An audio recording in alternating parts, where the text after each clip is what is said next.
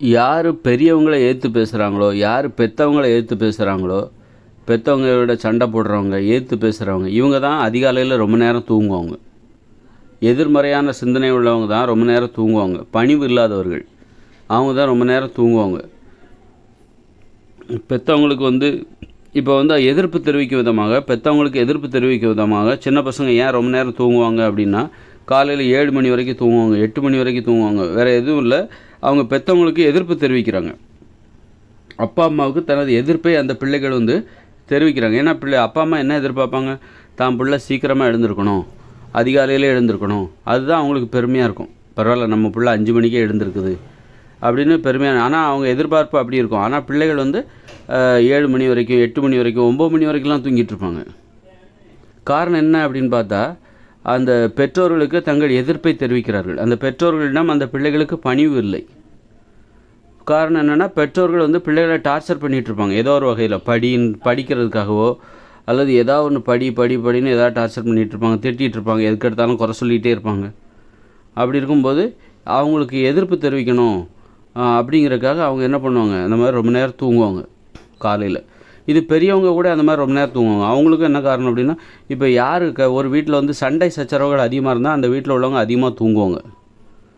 ஏன்னா ஒரு சண்டை சச்சரவுகள் இருந்துட்டாலே நாம் சரியாகவே இருக்க மாட்டோம். எதிர்மறையான சிந்தனை இருந்துட்டாலே எப்படி சரியாக இருக்கணும், நான் ஏன் சரியாக இருக்கணும், நான் எதுக்கு காலையில் எழுந்திருக்கணும், நான் லேட்டாக தான் எழுந்திருப்பேன், இந்த மாதிரி சிந்தனை வந்துடும். நான் சுறுசுறுப்பாக இருக்க மாட்டேன், நான் உழைக்க மாட்டேன், நான் சோம்பேறியாக தான் இருப்பேன், நான் கடினப்பட்டு அப்படி அந்த மாதிரி எதிர்மறையான சிந்தனை வந்துச்சுன்னு வைங்களேன். ஒரு வீட்டில் சண்டை போடுறாங்க அப்படின்னா மனிதர்கள் என்னென்ன எதிர்பார்க்குறாங்களோ அதுக்கு எதிராகவே செயல்பட்டுட்டு இருப்பாங்க. நான் காலையிலலாம் எழுந்திருக்க மாட்டேன், யார்கிட்டையும் நல்ல பேர் வாங்க மாட்டேன், அந்த மாதிரி நான் எதுக்கு காலையில் எழுந்திருக்கணும் அப்படிங்கிற எதிர்மறையான சிந்தனை. எந்த வீட்டில் சண்டை சச்சரவுகள் இருக்கோ, எந்த வீட்டில் பெரியவங்களை பிள்ளைகள் எதிர்த்து பேசுகிறாங்களோ, அல்லது எந்த வீட்டில் யாருக்கு கீழ்ப்படிதல் இல்லையோ, பணிவு இல்லையோ, அந்த வீட்டில் உள்ளவங்க எல்லாருமே ரொம்ப லேட்டாகவே எழுந்திருப்பாங்க, சீக்கிரம் எழுந்திருக்க மாட்டாங்க, சோம்பேறியாக இருப்பாங்க. ஒரு எதிர்மறையான சிந்தனை. இந்த மனிதர்கள் எதையெல்லாம் சரின்னு சொல்கிறாங்களோ அதெல்லாம் எதிராகவே யோசிக்கிறது. அப்போ நம்ம காலையில் எழுந்திருக்கணும்னா பெரியவங்களுக்கு பணிவிட செய்ய கற்றுக்கணும். அதே நேரத்தில் பெரியவங்களுக்கு அடிமையாகிடக்கூடாது. அடிமையாகிட்டாலும் சோம்பேறி ஆகிடுவீங்க. பெரியவங்களுக்கு உதவி தான் செய்யணுமே தவிர அடிமையாக இருக்கக்கூடாது. உதவிங்கிறது என்ன, அடிமைத்தனத்துக்கும் உதவிக்கு என்ன வித்தியாசம்னா, உதவினா 10-15 நிமிஷத்தில் செஞ்சு முடிச்சிடணும், அதுதான் உதவி. ஏன்னா அந்த நேரம் நமக்கானது, நம்ம வாழ்க்கைக்கானது. நீங்கள் பெரியவர்களுக்கு உதவி செய்கிறீங்க, அவ்வளோதான். உங்களுடைய நேரம் ஒன்றும் பெரியவர்களுக்கானது கிடையாது. அவங்களுக்குன்னு ஒரு நேரம் இருக்குது, அவங்களுக்குன்னு ஒரு வாழ்க்கை இருக்குது, நமக்குன்னு ஒரு வாழ்க்கை இருக்குது, நமக்குன்னு ஒரு நேரம் இருக்குது.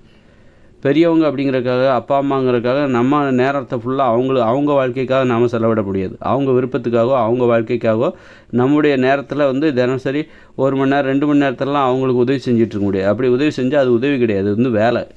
10-15 நிமிஷத்தில் செஞ்சால் தான் அது உதவி. உங்கள் அப்பா அம்மாவுக்கு, தாத்தாவுக்கோ, யாருக்கோ நீங்கள் உதவி செய்கிறீங்க, அண்ணனுக்கோ, பெரியவங்களுக்கு யாருக்கோ உதவி செய்கிறீங்கன்னா 10-15 நிமிஷத்தில் அந்த உதவி இருக்கணும். அப்போ தான் உதவி செய்கிறதுக்கு ஆர்வமாக இருக்கும். சும்மா நீங்கள் உங்கள் பிள்ளைகளை உங்கள் வேலைக்காக, உங்களுக்கு தேவையான உதவிக்காக பிள்ளைகளை 1 மணி நேரம் 2 மணி நேரம் வேலை வாங்குறீங்க டெய்லி அப்படின்னா அந்த பிள்ளைகளுக்கு வெறுப்பாக இருக்கும். எங்கள் அப்பா நம்ம கூப்பிட்ருவாரோ, எதாவது வேலை வச்சுருவாரோ, அம்மா நமக்கு எதாவது வேலை வச்சுருவாங்களோ, இவருக்கு வேறு வேலையே கிடையாது, அவ்வளோதான் இன்றைக்கி முடிஞ்சுது அப்படின்னு சொல்லிட்டு அவங்க மேலே வெறுப்பு தான் வரும்.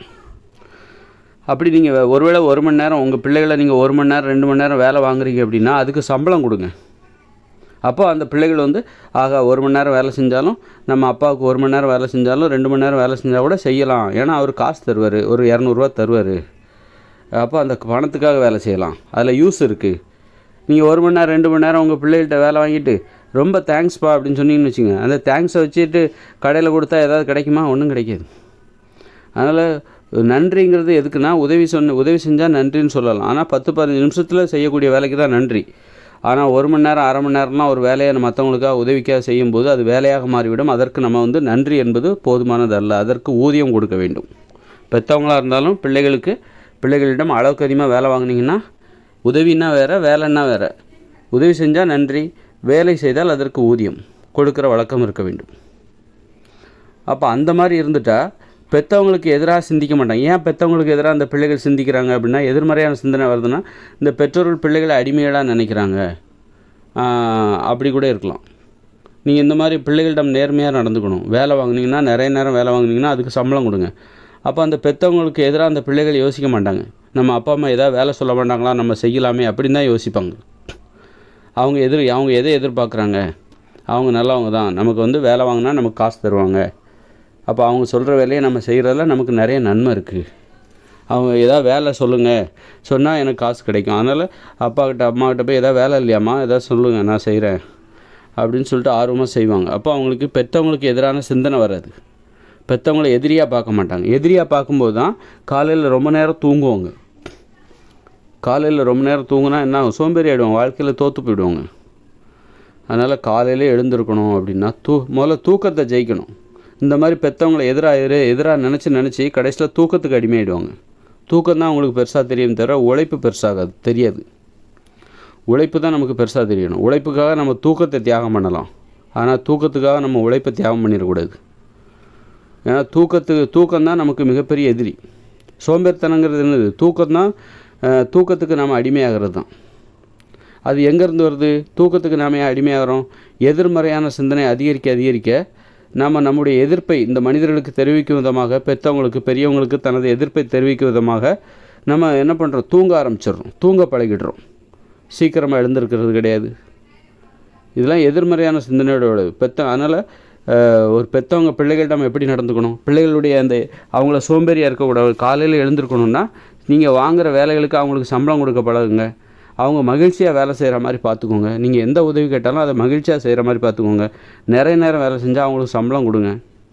உங்களை எதிரியாக நினச்சிடக்கூடாது. பெற்றவங்களை எதிரியாக நினச்சிட்டாங்கன்னா அவங்களுக்கு எதிர்மறையான சிந்தனை வந்துடும், சோம்பேறி ஆகிடுவாங்க. தங்களுடைய எதிர்ப்பை தெரிவிக்கும் விதமாக அவங்க ரொம்ப நேரம் தூங்குவாங்க. நீங்கள் எதையெல்லாம் விரும்பலையோ அதெல்லாம் அவங்க செய்வாங்க. உங்களுக்கு எதெல்லாம் பிடிக்காதோ அதையெல்லாம் அவங்க செய்வாங்க. அதனால் பெற்றவங்களை எதிரியாக நினைக்காம, பெரியவங்களை எதிரியாக நினைக்காம, ஒரு வீட்டில் சமாதானம் இருக்கணும். அங்கே சண்டை சச்சரவுகள் இருக்கக்கூடாது. ஒரு குடும்பத்தில் சமாதானம் இருக்கணும், சண்டை சச்சரவுகள் இருக்கக்கூடாது. எதிர்த்து பேசுகிறது, சண்டை போடுறது, இதெல்லாம் இருந்துச்சுன்னா அந்த குடும்பத்தில் சோம்பேறித்தனம் புகுந்துடும்.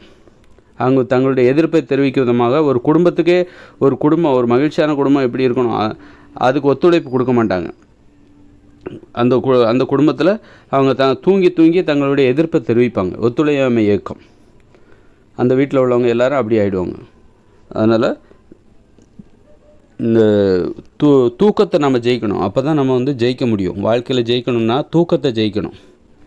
தூக்கத்தை வீழ்த்தினா தான், ஆக நம்ம தூங்க தான் செய்யணும். உடம்புக்கு நமக்கு தூக்கம் தேவை. அதே நேரத்தில் தூக்கத்துக்கு அடிமையாகிடக்கூடாது. தூக்கத்துக்கிட்ட நம்ம தோற்றக்கூடாது. ஏன்னா தூக்கம்தான் இப்போ மிகப்பெரிய எதிரியாக இருக்குது. நிறைய பேருக்கு ஐயோ தூங்கணுன்னா உடம்பு கெட்டு அப்படி இப்படின்னு பயந்து உழைப்பதில் ஈடுபாடை குறைச்சிக்கிறாங்க, நிறுத்திக்கிறாங்க, ஒரு அளவோடு நிறுத்திக்கிறாங்க. நம்ம ஜெயிக்கணும்னா நமக்கு உழைப்பில் தான் ரொம்ப தீவிரமாக இருக்கணும். தூக்கங்கிறது தூக்கம் இல்லைன்னா உடம்பு கெட்டு போயிருந்தா, அதுக்காக நம்ம தூக்கத்துக்கு அடிமையிடக்கூடாது. தூக்கத்தை பெருசாக நினச்சிட்டு உழைப்பை குறைவாக நினச்சிடக்கூடாது. உழைப்பால் தான் நம்ம சாதிக்க முடியும். அதுக்காக தூக்கத்தை புறக்கணிச்சிடவும் கூடாது. தூக்கத்துக்கு ஒரு இடம் கொடுக்கணுமே தவிர, ஆனால் உழைப்புன்னு வரும்போது சமயத்தில் நம்ம தூக்கத்தை தியாகம் பண்ணிடணும். ஒரு உழைப்பை தியாகம் பண்ணுற அளவுக்கு ஒரு தூக்கம் நமக்கு பெருசாக தெரியக்கூடாது. தூங்குவது நமக்கு பெருசாக தெரியக்கூடாது. இப்போ தினசரி நமக்கு ஒரு லட்சியம் இருக்கும், ஒரு இலக்கு இருக்கும். இன்றைக்கி உள்ள வேலைகளை இன்றைக்கி செஞ்சு முடிச்சிடணும் அப்படிங்கிற ஒரு இலக்கு இருக்கும். அப்போ அந்த வேலைகளை செய்து முடிக்கணும் அப்படின்னா நம்ம தூக்கத்தை ரொம்ப பெருசாக நினச்சோன்னு வச்சுக்கோங்க, அந்த வேலைகளெல்லாம் செஞ்சு முடிக்க முடியாது. அந்த வேலைகளை செஞ்சு முடிச்சுட்டு தான் நம்ம தூங்கணும் அப்படிங்கிற அந்த எண்ணம் இருக்கணும், அந்த வைராக்கியம் இருக்கணும். அப்போ தூக்கம் ரெண்டாவது பட்சம்தான். நமக்கு வேலை தான் ரொம்ப முதல் முக்கியம் அப்படின்னு நினைக்கணும்.